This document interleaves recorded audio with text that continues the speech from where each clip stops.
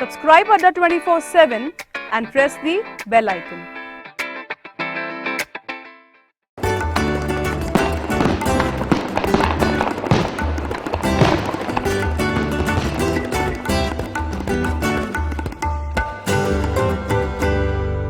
Good morning everyone, स्वागत है आपका एसएससी अड्डा पर। मैं आपके सामने हाजिर हूँ आज टू द पॉइंट में आज के नए टॉपिक के साथ, जिसमें हम लोग आज देखने वाले हैं दोस्तों पॉलीमर को। कई बच्चों ने कमेंट किया था कि सर पॉलीमर पे एक वीडियो होना चाहिए, तो आज हम आपके सामने पॉलीमर के टॉपिक के साथ हाजिर हैं। तो जल्दी जल्दी जितने भी बच्चे वीडियो को देख रहे हैं सभी बच्चे एक बार वीडियो को लाइक और शेयर कर दें। फिर हम लोग करते हैं आज के टॉपिक को स्टार्ट और देखेंगे कि पॉलीमर से कैसे कैसे प्रश्न आपके एग्जाम में पूछे जाते हैं। तो दोस्तों स्टार्ट करते हैं आज का सेशन। आज हम लोग देखते हैं पॉलीमर को कि पॉलीमर क्या होता है और यहाँ से कैसे कैसे सवाल पूछे जाते हैं। ठीक है, तो चलिए स्टार्ट करते हैं आज के टॉपिक को।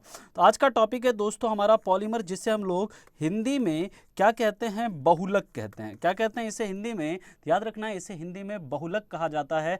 इससे कैसे कैसे सवाल बनते हैं चलिए तो देखते हैं। सबसे पहला पॉइंट आज का कि याद रखेंगे जब large molecules made up of small monomers. यहाँ पर देखिए एक चीज आपको यहाँ पर ध्यान देनी है कि यहाँ पर एक है मोनोमर, यानी कि जब कई सारे स्मॉल मोनोमर मिलते हैं ना तब जाकर क्या बनता है, हमारा पॉलीमर बनता है। एक चीज तो आपको समझ में आ जाना चाहिए कि कई सारे मोनोमर के मिलने से, देख रहे हैं इतने सारे मोनोमर मिल रहे हैं तब जाकर क्या बन रहा है, हमारा एक पॉलीमर बन रहा है। जैसे अगर मैं बात करूं अलग अलग पॉलीमर की, यहां पर देखिए जैसे पॉलीथिलीन है, इसका पॉलीमर क्या है बेटा, इसका पॉलीमर है एथिलीन।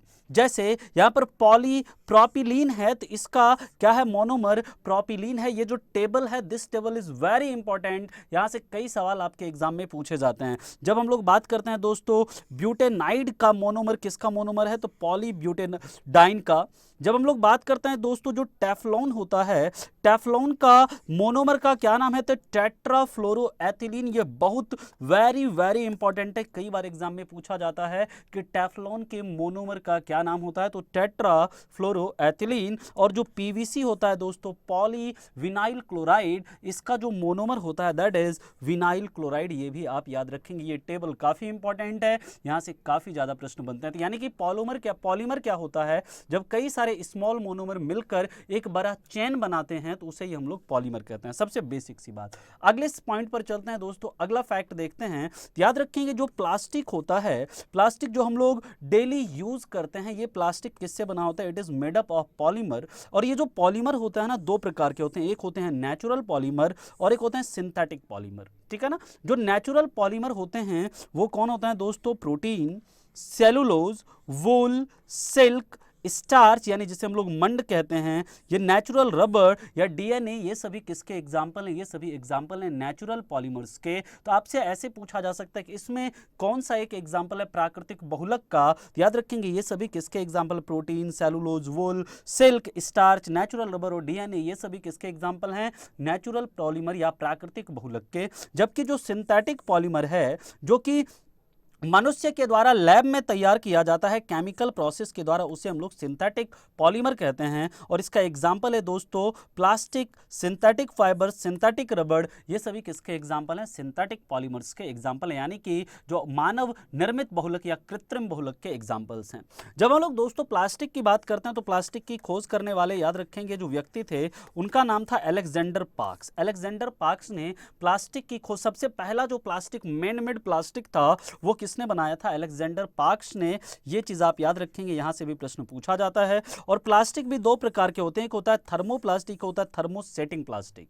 याद रखेंगे थर्मोप्लास्टिक जो होता है ये डक्टाइल होता है और इसे मतलब हार्ड करने पर ये सॉफ्ट हो जाता है, यानी कि ये मेल्ट करके हम लोग इससे दूसरा वो बना सकते हैं। जबकि हम लोग जब बात करते हैं थर्मोसेटिंग प्लास्टिक की, तो एक बार जब इसका शेप दे दिया जाता है, यानी इसे जब एक बार इसको जो भी शेप दे दिया जाता है कि ये हार्ड और क्या होता है, ब्रिटल होता है, यानी कि इसे हम मुलायम कर, इसे हम पिघला कर दूसरा सामान नहीं बना सकते। ठीक है ना, तो याद रखेंगे इसे सॉफ्टन नहीं किया जा सकता, हीट करने के बाद ये मुलायम नहीं होता, यानी कि इसका शेप हम लोग नहीं चेंज कर सकते हैं। तो यहां पर जब हम लोग बात करते हैं इसके एग्जांपल की पॉलीथिलीन, पॉलीकार्बोनेट, पॉलिस्टर, ये सभी किसके एग्जांपल है, थर्मोप्लास्टिक के एग्जांपल्स हैं। ठीक है ना। और जो पीवीसी होता है ये भी किसका एग्जांपल है, थर्मोप्लास्टिक का एग्जांपल है। जबकि थर्मोसेटिंग की बात करते हैं दोस्तों तो वल्कनाइज्ड रबर जो होता है, बैकेलाइट जो होता है, उसके बाद याद रखेंगे एपॉक्सीज जो होते हैं, रेसिन जो होते हैं, ये सभी किसके एग्जांपल्स होते हैं, ये सभी थर्मोसेटिंग प्लास्टिक्स के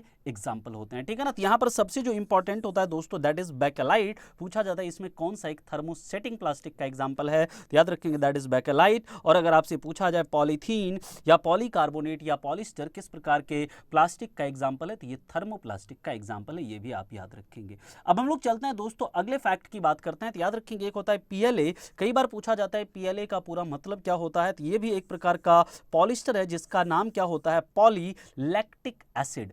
पॉलीलैक्टिक एसिड होता है इसका नाम। और याद रखेंगे ये पॉलीलैक्टिक एसिड का क्या है दोस्तों, फॉर्मूला है।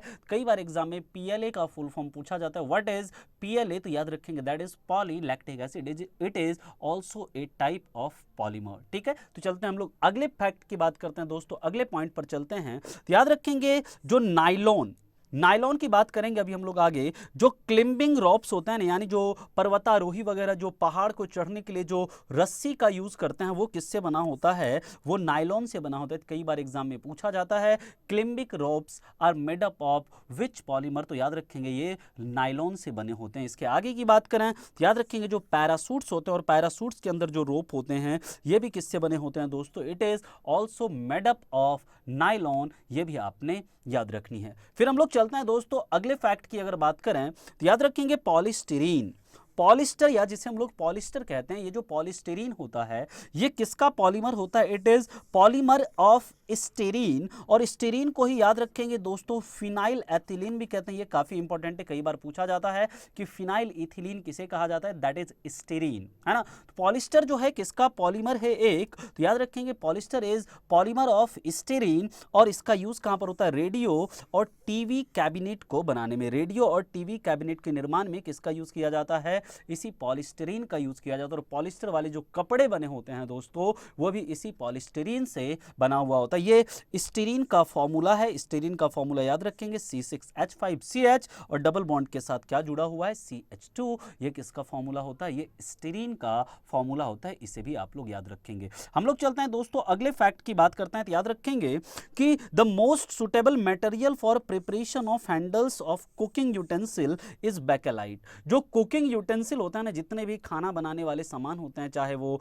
चाय बनाने वाला सामान या कुछ भी हो, उसका जो हैंडल बना होता है वो किससे बना होता है, वो बैकेलाइट से बना होता है। और एक चीज ये भी याद रखेंगे जितने भी इलेक्ट्रिकल स्विचेज होते हैं, इलेक्ट्रिक स्विचेज वो भी किससे बने होते हैं, बैकेलाइट के। बिकॉज जो बैकेलाइट होते हैं ये हीट और इलेक्ट्रिसिटी दोनों के ही क्या होते हैं, इंसुलेटर होते हैं। क्लियर है पॉइंट, तो ये भी याद रखेंगे, बहुत ही इंपॉर्टेंट फैक्ट हैं, इसे आपको याद रखना है। अब हम लोग बात करते हैं दोस्तों अगले फैक्ट की। याद रखेंगे पॉलीवुल। जो पॉलीवुल एक कपड़ा आता है, देखते हैं वुलन कपड़ा आता है, वुलन वाला जो कपड़ा आता है ना उसे हम लोग क्या पॉलीवुल बोलते हैं। और ये पॉलीवुल जो बना होता है किससे किससे मिलकर बनता है, उसके साथ पॉलिस्टर होता है और क्या होता है दोस्तों, वुल यानी ऊन होता है, इन दोनों से मिलकर ये बना होता है। अब हम लोग बात करते हैं दोस्तों, चलते हैं इसके अगले फैक्ट की अगर बात करें तो याद रखेंगे जो नेचुरल रबड़ है, नेचुरल रबड़ की अगर बात करते हैं तो ये किसका एक पॉलीमर होता है, ये आइसोप्रीन का एक बहुलक होता है। प्राकृतिक रबड़ जो किसका बहुलक होता है, आइसोप्रीन का।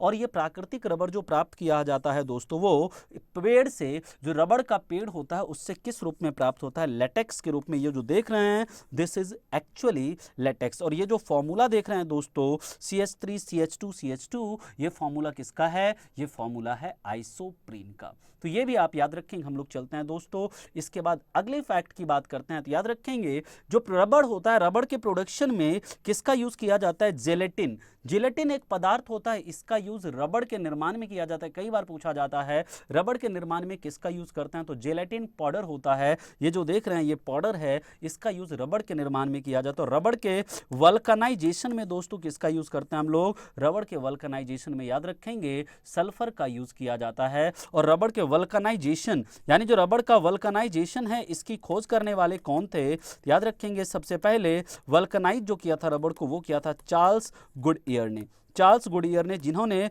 रबर टायर की भी खोज करी थी, आपको पता होना चाहिए। ठीक है, अब हम लोग चलते हैं, बात करते हैं अगले फैक्ट की। याद रखेंगे, process of formation of polymers from respective monomer is known as polymerisation.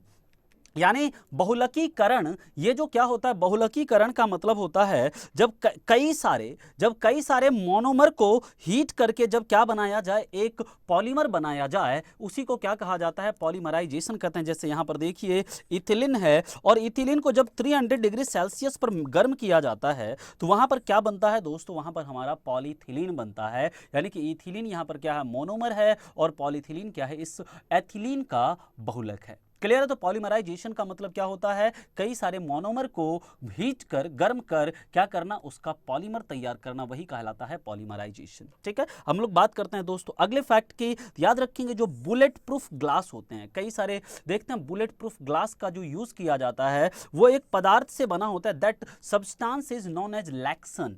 लैक्सन नामक पदार्थ से बुलेट प्रूफ ग्लास बने होते हैं, आपको याद रखना है, कई बार एग्जाम में ये पूछा गया है। अब हम लोग बात करते हैं अगले फैक्ट की। याद रखेंगे, रबड़ is obtained from plant in किस फॉर्म में, रबड़ को जो प्राप्त किया जाता है पौधों से, रबड़ के पौधों से किस रूप में प्राप्त किया जाता है, तो याद रखेंगे रबड़ को पौधों से किस रूप में प्राप्त करते हैं, लेटेक्स के रूप में प्राप्त किया जाता है। ये भी आप याद रखेंगे, ये भी काफी इंपॉर्टेंट फैक्ट है। हम लोग चलते हैं, बात करते हैं अगले फैक्ट की। याद रखेंगे, सबसे पहला जो फाइबर सिंथेसाइज किया गया था लैब में, वो क्या था, nylon is the first fiber synthesized in lab. कई बार एग्जाम में पूछा जाता है, मानव के द्वारा निर्मित सबसे पहला संश्लेषित रेशा कौन सा है, याद रखेंगे मानव निर्मित सबसे पहला जो रेशा है वो कौन सा है दोस्तों, नायलॉन है। ये भी आप याद रखेंगे। ठीक है, हम लोग बात करते हैं इसके अगले फैक्ट की। तो रेयॉन जो है, rayon is a artificial fibre. ये किससे बना होता है, सेलुलोज से बना होता है। रेयॉन भी क्या है दोस्तों, एक प्रकार का आर्टिफिशियल फाइबर है, जिससे कि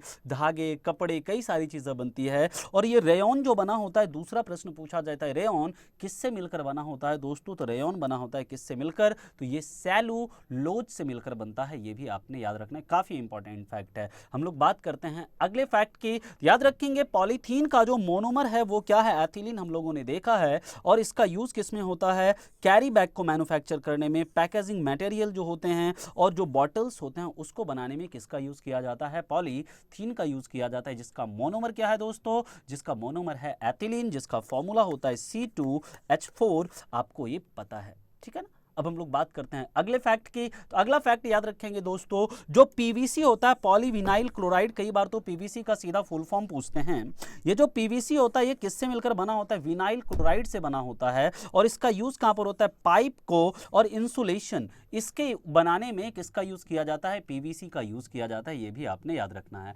अगले फैक्ट की हम लोग बात करते हैं दोस्तों, याद रखेंगे जितने भी नॉन स्टिक किचनवेयर्स होते हैं वो किसका बना होता है, वो टेफ्लॉन का बना होता है। और टेफ्लॉन का जो मोनोमर है ये क्या है, टेट्रा, क्या है इसका मतलब, टेट्रा फ्लोरो एथिलीन, ये इसका क्या है, मोनोमर है। तो ये भी याद रखेंगे। और दोस्तों लास्ट पॉइंट की बात करें तो याद रखेंगे, जो क्रॉकरी होते हैं, जो बर्तन के सेट होते हैं, जो प्लास्टिक वाले देखते हैं, उसका जो उस वहां पर जो मोनोमर यूज किया जाए, वहां पर जिस पॉलीमर का यूज किया जाता है उसका नाम है दोस्तों मेलामिन। तो ये एक लास्ट पॉइंट की बात करें, जो बुलेट प्रूफ जैकेट की बात की जाए, जितने भी बुलेट प्रूफ जैकेट होते हैं वो किससे बने होते हैं, वो पॉलीकार्बोनेट, कार्बोनेट, पॉलीथीन, और उसमें एक सब्सटेंस यूज किया जाता है दोस्तों, जिसको हम लोग क्या बोलते हैं, केवलर नामक पदार्थ से ये बुलेट प्रूफ जैकेट बने हुए होते हैं। ठीक है, तो दोस्तों पॉलीमर से रिलेटेड जितने भी इंपॉर्टेंट पॉइंट्स थे जो कि एग्जाम में पूछे जाते हैं उसको हमने आज के सेशन में डिस्कस किया। बाकी और भी कई सारे इंपॉर्टेंट तथ्यों के साथ हम लोग फिर से आपके सामने हाजिर होंगे टू द पॉइंट में अगले